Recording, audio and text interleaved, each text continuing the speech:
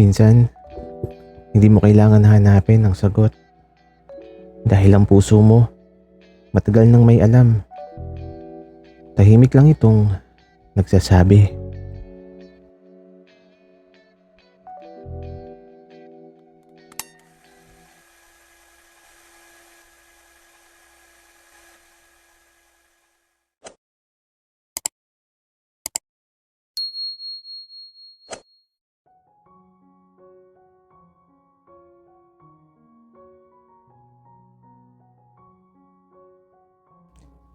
Hindi ko mang lubusang naaalala ang lahat. Ang mahalaga, masaya ako. At sa pagkakataong ito ng buhay ko, hindi ko hahayaang mawala muli sa isipan at paningin ko ang taong alam kong nilalaman ng puso ko.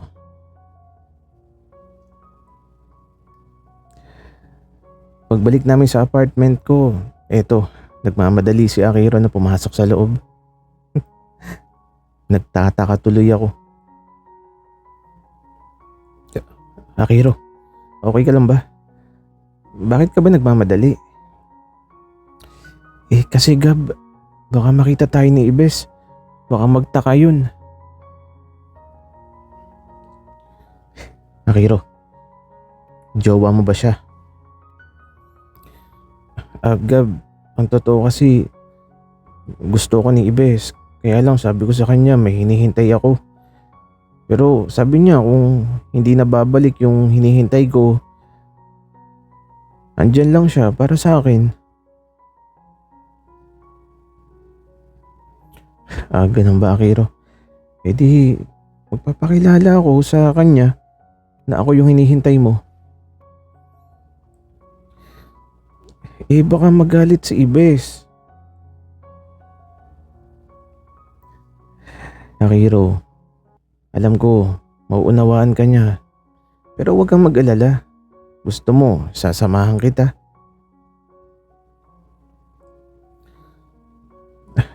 Gab, ako na lang. Baka kasi magalit si Ibes. Okay, sige. Ikaw ang bahala, Akiro. Sige na. Puntahan mo na si Ibes ngayon.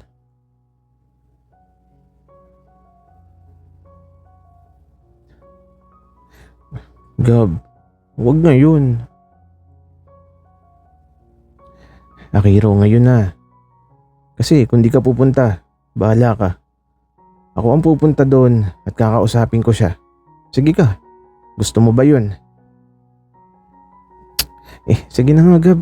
Teka lang, huwag kang lalabas ha. Ako na lang. Kaya naman ito, kahit napipilitan si Akiro, lumabas siya ng bahay at eto, sa paglipas ng mga sandali, medyo matagal siya bago nakabalik.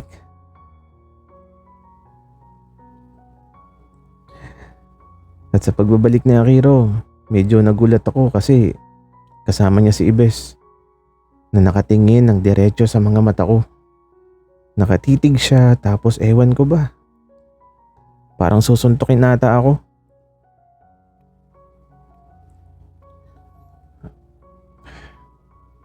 Gab, nasabi ko na, wika ni Akiro. Pare, ikaw palang hinihintay ng matagal na panahon. Huwag mo nang iiwanan tong si Akiro kasi ang kagaya niya hindi dapat masaktan.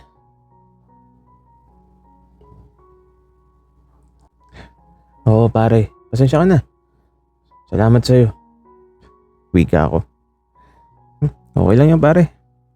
Ganun talaga eh. May mga makikilala tayo na mamahalin natin pero nakalaan para sa iba. Kaya kapag iniwan mo ulit ito si Akiro, hindi na ako papayag na ibalik pa siya muli sa'yo.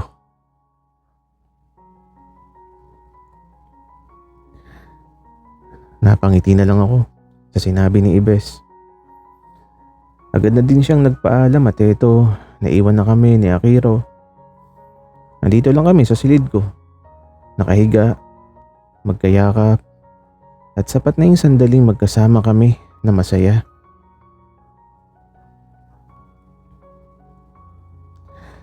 Sa paglipas ng oras, masaya lang talaga. Alam niyo na siguro ang mga nagaganap. Hindi na kailangan sabihin ng kaganapan.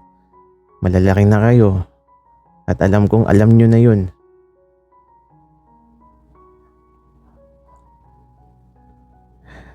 Medyo nangihina na nga ako eh. Si Akiro kasi parang hindi napapagod. At halos maubos lang yung oras namin sa silid ko.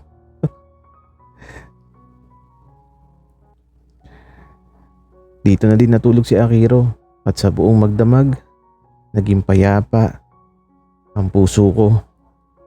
Tila na po ng lahat ng pagkukulang sa panahong nagdaan. Sa pagsapit ng umaga, eto maaga pa lang eh, nagising na ako. Kasi naman si Akiro, kumakain na ng masarap.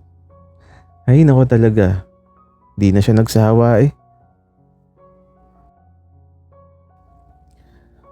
Nangihina talaga ako. Nauubos ang lakas ko eh. Tapos eto, nag-umagahan na kami at si Papa nag-chat na sa akin.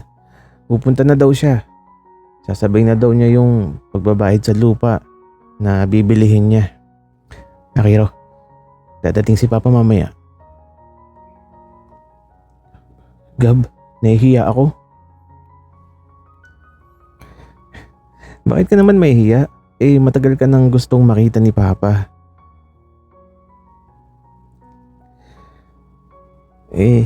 Hala, nahihiya talaga ako, Gab. Akiro, alam mo, mabait si Papa. Magugustuhan ka nun. Kaya ito, binigay ko na kay Papa ang address ko pati number ng apartment. At habang naghihintay, nasa silid lang kami ni Akiro. Alam niya na siguro yung ginagawa namin.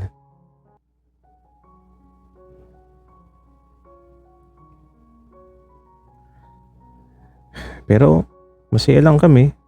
Yun ang mahalaga. At aba si Akiro, may gustong gawin. Gab, may gusto akong subukan. Ano namang susubukan mo, Akiro? Basta, Gab. Susubukan ko lang. Okay, ikaw ang bahala. Pero ano ba kasi yun, Akiro? Huwag ka nang magtanong, Gab. Teka lang, may gagawin muna ako. At ito, nagtungo sa banyo si Akiro. At habang naghihintay ako, nakahiga lang ako. Ang tagal kasi ni Akiro magbanyo. Ano kayang ginagawa nun?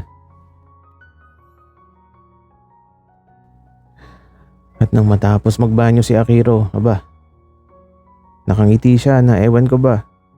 Pero napakapilyo ng kanyang mga ngiti. Oh, bakit ganyan kang gumiti, Akiro? Wala naman, Gab. Pero ready ka na ba? Akiro, ano ba kasing gagawin mo? At ito, di na sumagot si Akiro. At aba, eto na naman siya. Ginagalit na naman si Bembem. At nung magalit, hala, umupo bigla si Akiro.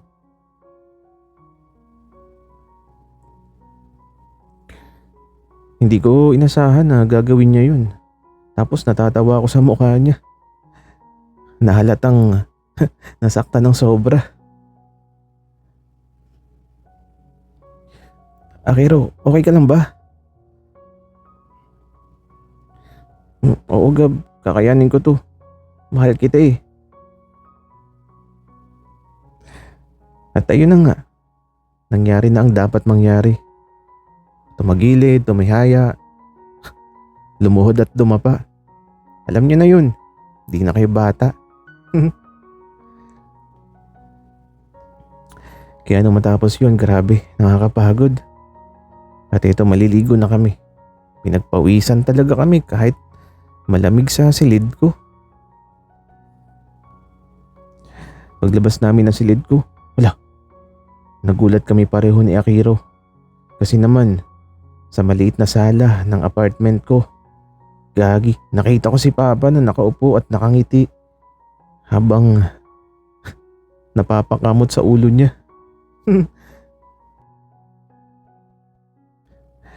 At ang mas malala, lumabas kami ni Akiro nang walang suot. Gagi talaga. Sige na anak. Maligo na muna kayo. Wika ni Papa. Gagi talaga.